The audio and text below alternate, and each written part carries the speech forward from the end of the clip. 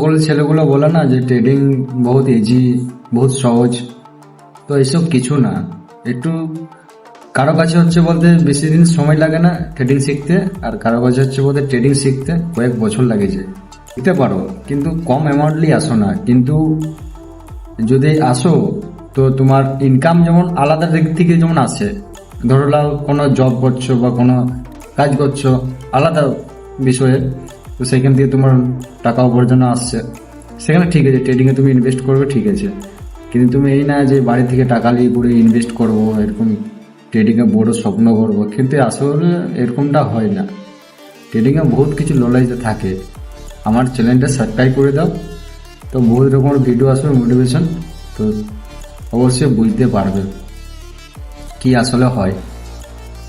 সবাই তো রিল 30 সেকেন্ডের 15 সেকেন্ডের ভিডিও দেখে নিলে, তুমি দেখে নেওয়ার পর তখন তোমার মনে হবে যে ভিডিওটা তো ভালো লেগেছে, আমাকে কিছু করতে হবে, ওই একটুকুনের জন্য তুমি মোটিভেশন পাইলে, কিন্তু ওটা আসলে ভুল ধারণা। ওইসব ভাবা চলে না। নিজের যেটা কনফিডেন্স, যেটা তুমি কাজ করতে চাইছো সেটা তুমি আগ্রহ যদি করো, তাহলে চেষ্টা করতে হবে তোমার সব দিক থেকে। তোমার আয় করতে হবে আউটসাইড থেকে, তারপর তোমার ট্রেডিংয়ে তোমার নামতে হবে, কি ক্যান্ডেল কি আসবে না আসবে, রেড আসবে না গ্রিন আসবে, সব কিছু জানবে। তো ভিডিওটা বেশি করে লম্বা হচ্ছে না। বাই বাই, টাটা, পরের ভিডিও দেখা হচ্ছে।